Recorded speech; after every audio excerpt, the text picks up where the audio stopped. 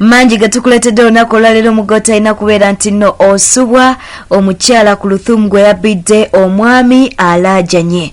So nga ate abaali ku mukolo gwa Pastor Aloysius Bujingo n'omwagalwa we SUZAN Makula batandise okulya ebigambo. Tukwanirizako ku Newspark Channel webale kujja kumirako mukwano manji gatukuletedde olunaku olwaleero. So kolaikinge video eno ate munnange olekewo obubaka bwawo mu comment section tujja kubeera nga tubusoma. Tuwelala kuwa ntino subscribing ku YouTube channel yaffe kosa n'okunyiga akadeka notification. Twagala okubuuzaako ku Nantume Gertrude, Esther Deborah Namirembe, Emma Joyce, Shafik Kanyike na mwenna abatulaba okusinzira mu ggwanga la Uganda akosa ne wabweru w'eggwanga. Twagala babuuzaako mu ngeri ey'enjawulo.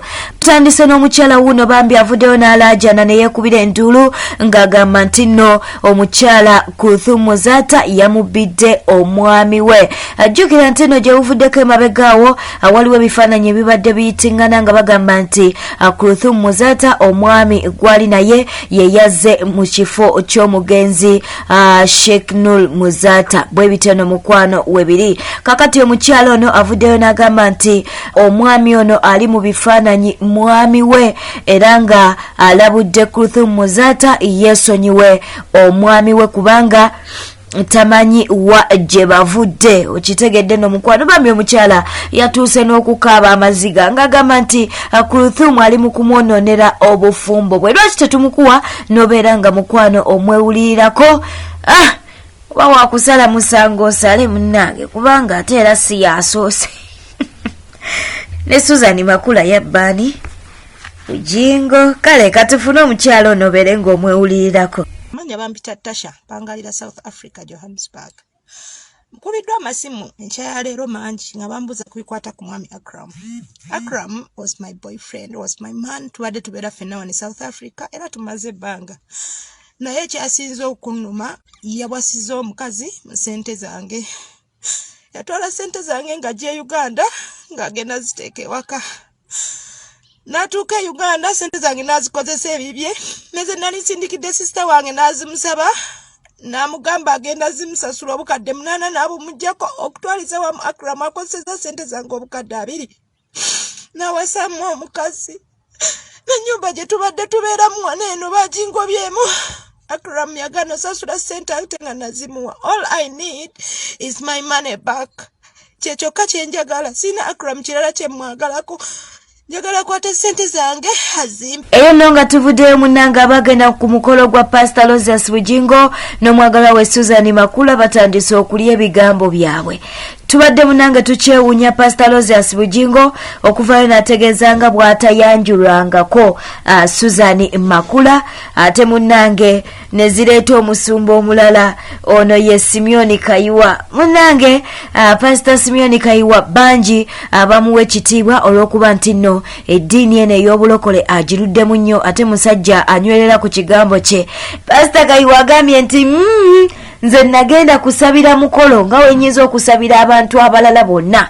Bw'atyo bw'agambye. Nejjukira tetumanyi oba bino bali mu kubyejjamu olw'okuba nti nno omusango gugenda kutandika okuwulibwa ng'ennaku z'omwezi 21 January omwaka gwa 2022.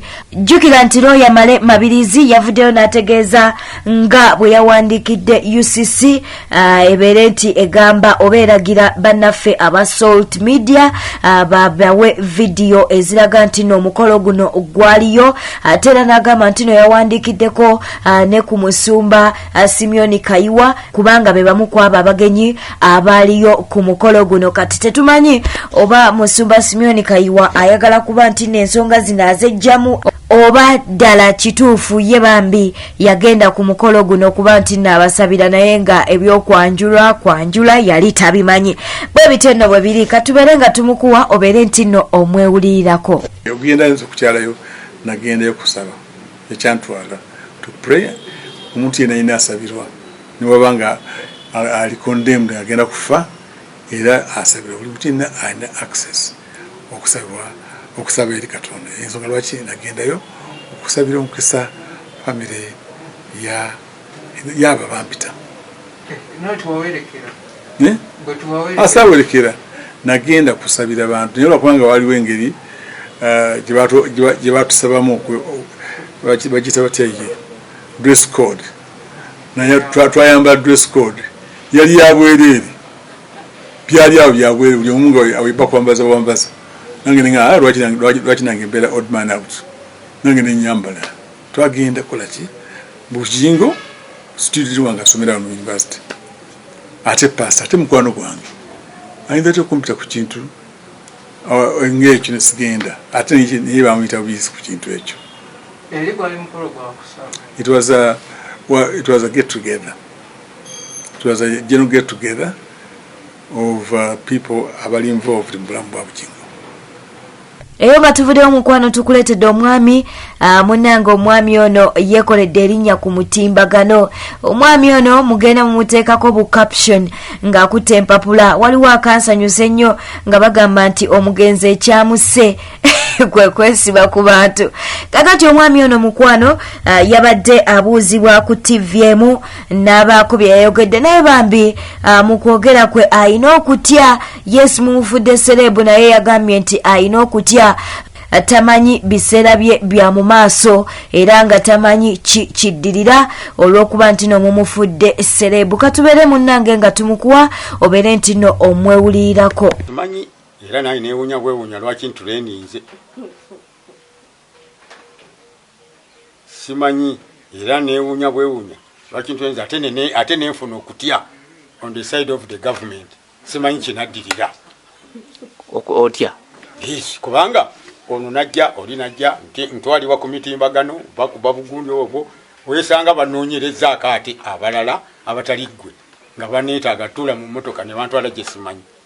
Ekyo kimpadde okutya kujjawo ng'ontangazizza mukyo nembeera straight forward mukyo nkifunye abantu bangi bakintegeeza abamu zino ezo si smartphone ezo era weeraba buli we bantambulidde bandaga si wano wokka walala yonna eyo osanga aga gwekola nga akulaga ate nga naawe yeegwa tolina kyakukola togaane yenze. Bwete wetambudde obadde mulabi mulungi. Tukwebaza okuba nti nowaayo obudde bwokosa neddatawo okulaba amawulire gaffe. Tewerabira kuba nti no subscribinga eri ggwe mukwano eyakatwegattako ate era soko likinge video eno ate era mukwano obeere nga olekawo obubaka bwawo mu comment section. Katukwagaliza ekiro ekirungi beera bulungi weeraba.